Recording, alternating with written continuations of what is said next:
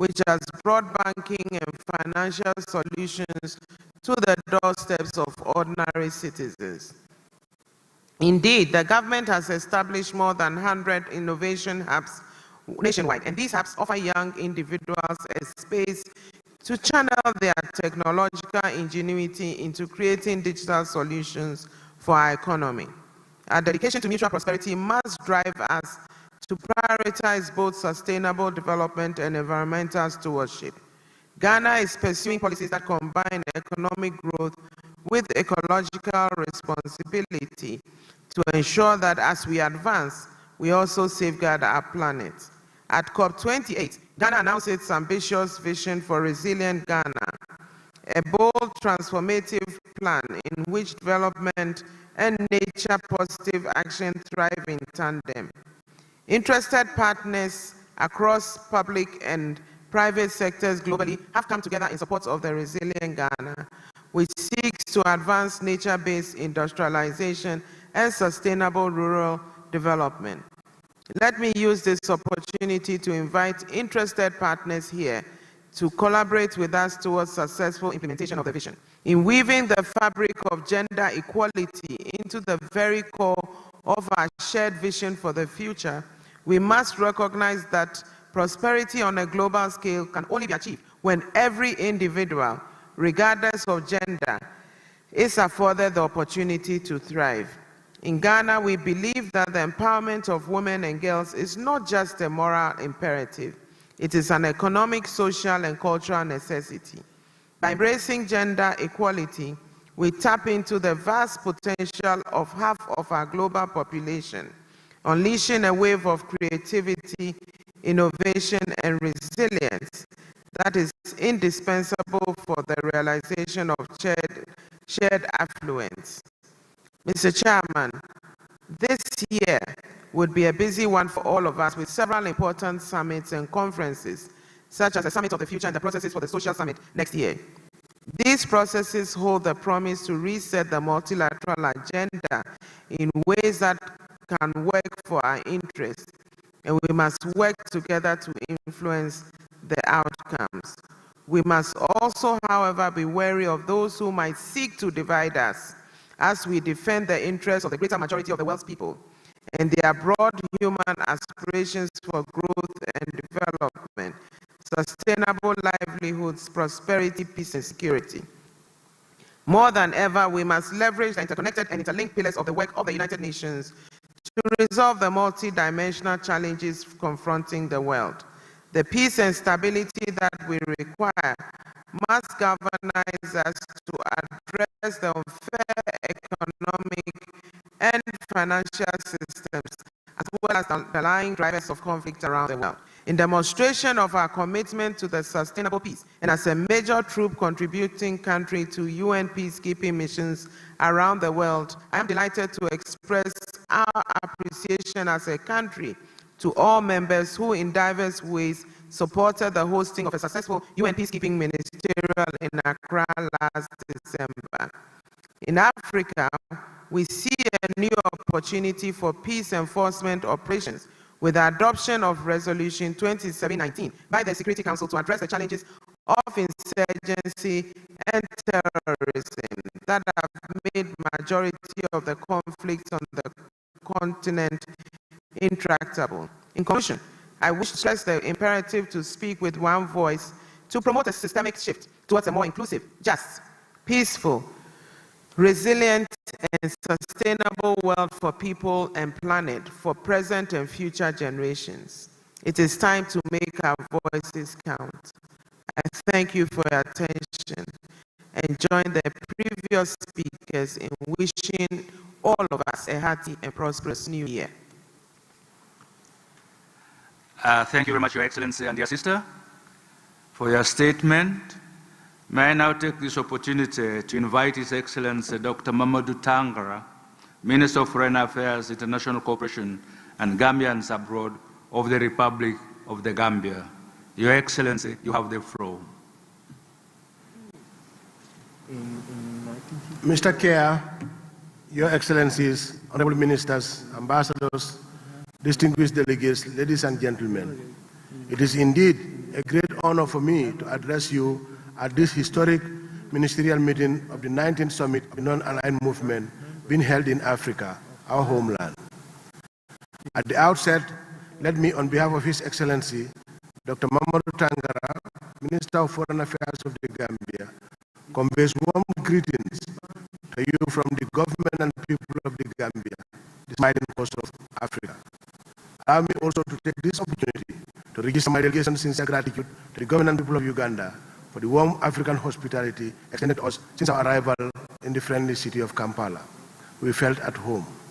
Hosting 2 landmark summits in succession is no small feat, but you can be rest assured of my delegation's unwavering support throughout your stint as leader of both NAM and G77 and China. I equally seize this opportunity to commend the government and people of Azerbaijan for the successful chairmanship of our movement. Mr. Chair, the theme that you have chosen for our summit is both relevant and timely, considering the ongoing existential threats and current geopolitical realities that are testing the resilience of our societies, the cohesiveness of our global response systems, and the very existence of our species as one human family.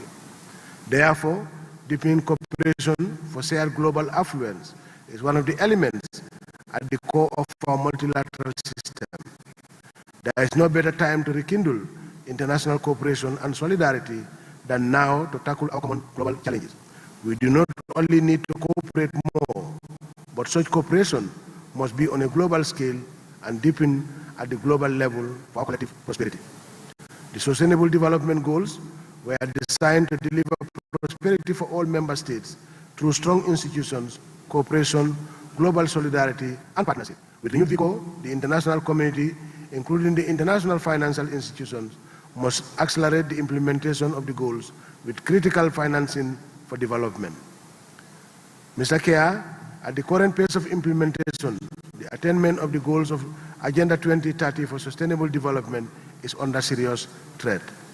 With barely 7 years to go, there is a very urgent need to recalibrate on our commitments towards the timely achievement of the Sustainable Development Goals. We must further deepen our cooperation through the pursuit of more win-win partnerships, solidarity, and collaboration.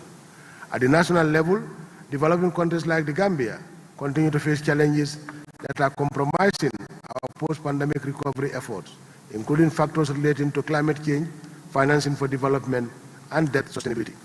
We therefore call for targeted international mobilization towards the successful implementation of the Doha Programme of Action for LDCs. Mr. Chair, shared global affluence is a goal that can be achieved if we take up our global commitments more seriously by rebuilding the lost trust within the international community. Too many development blueprints, too many unfulfilled commitments, inadequate international solidarity, deep international mistrust, and polarization are all negatively impacting our cooperation mechanisms and multilateralism in general. We must therefore invest in the revival of multilateralism and global partnership systems, since no country can go it alone when it comes to dealing with climate change, underdevelopment, migration, pandemic preparedness and response, cybersecurity, disarmament, terrorism, and conflict resolution.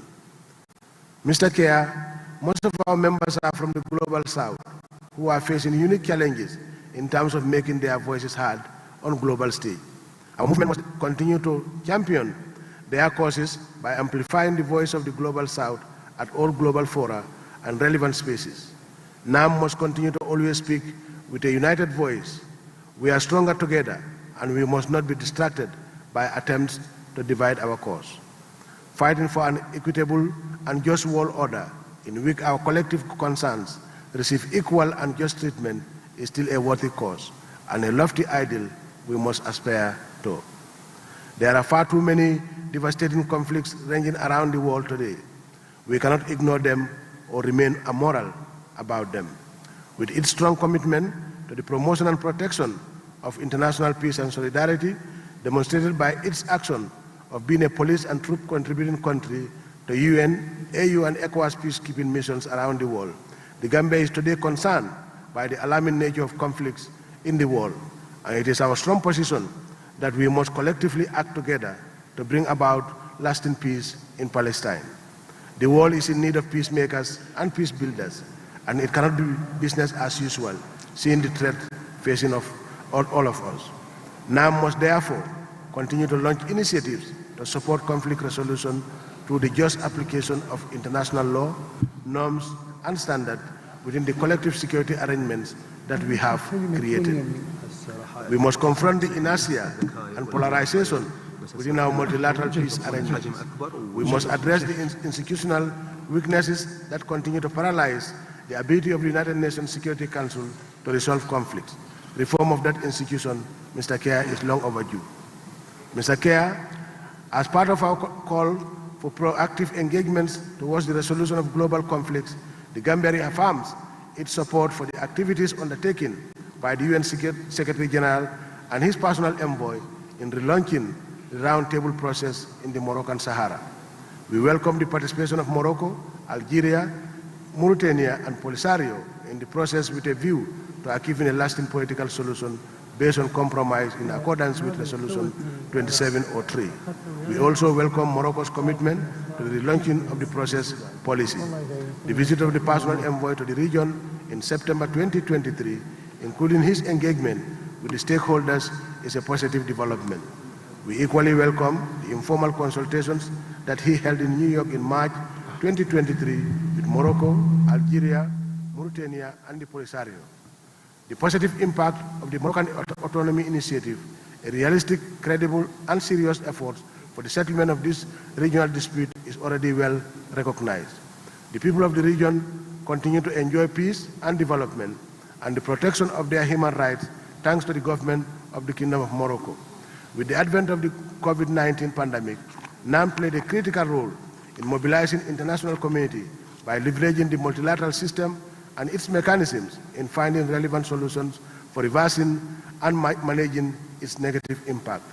We hope that under your leadership, that essential galvanizing function of our movement will be further enhanced to confront the global challenges facing us.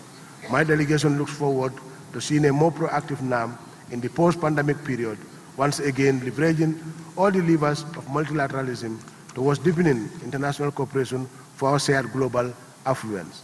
Together, let us unleash the potential of the Global South through partnerships, solidarity, and cooperation.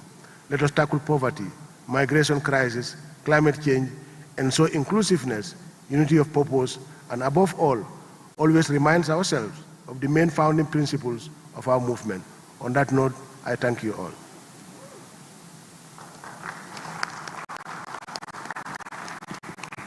Thank you very much, Your Excellency, for your intervention.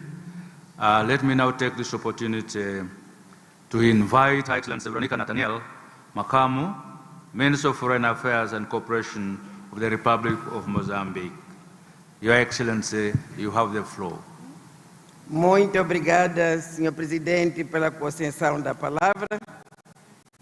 Sua Excelência, Ministro dos Negócios Estrangeiros da República do Uganda, Presidente da Reunião Ministerial do Movimento. And Chair of the Ministerial Meeting, His Excellency Mr. Yashin Rafiev, Deputy Minister of Foreign Affairs of the Republic of Azerbaijan, Excellencies of Foreign Affairs, Ministers and of External Relations of Member States, Heads of Delegation, distinguished guests, ladies and gentlemen. Let me thank Your Excellency Minister and via yourself to the people and government of the Republic of Uganda for their warm welcome and the hospitality we have enjoyed since our arrival in this country. We would also like to congratulate the Republic of Uganda and the Secretariat of the Non-Aligned Movement for organizing this very appropriate meeting, and very timely meeting, which allows us to discuss and reflect upon the challenges we as NAM face and the priorities which we have established. There are many crises in the international sphere and many challenges. We would like to greet you for having, and thank you for having taken on the chairmanship of the ministerial meeting, and we are ready to say that we remain available from Mozambique to cooperate fully and support Your Excellency during the exercise of your mandate. We wish you the best of success. We'd also like to congratulate and thank the Republic of Azerbaijan for their excellent track record during their mandate and for the contribution this country has made to maintain the cause of the movement very highly, and as we see, the initiatives which were carried out, especially during the difficult period during the pandemic of COVID-19. Excellencies, ladies and gentlemen, many crises in the current world include the promotion of peace and security at an international level, combating terrorism, the effects of climate change, self-determination of peoples, the implementation of Agenda 2030 for Sustainable Development, among many other political and economic issues. These are some of the key objectives of the movement of the non-aligned countries. I would also like to congratulate the senior officials for their efforts, their commitment and their flexibility and their hard work negotiating the documents of the summit, in particular the Kampala Declaration and the final document. These documents don't just provide responses to the question deepening cooperation for a shared global affluence, but they also relaunch the basis and our joint commitment to work for the promotion of cooperation and solidarity as tools and solutions to the global challenges we face.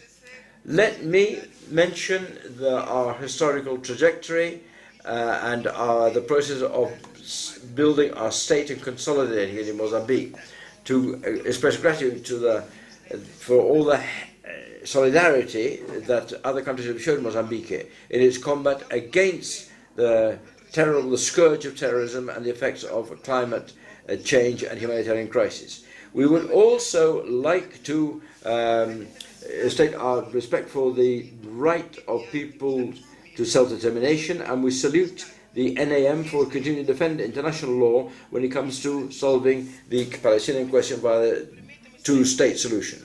Before concluding, allow me to underscore that the final document of the 19th summit is going to be presented to the heads of state and government, and it takes up many of the visions of Mozambique in its role as a non-permanent member of the Security Council, which has as its main, if you like, title, Peace and International Security and Sustainable Development. In this sense, Mozambique would like to take this opportunity, this occasion to renew its commitment with the cause of non-aligned countries, underscoring the recognition and the preeminence of the need to promote international cooperation and solidarity, key tools of our movement. Dear Excellencies, I'd like to thank you for having listened to me. Thank you very much. Thank you very much, Your Excellency. May I now take this opportunity to invite His Excellency Sultan bin Saad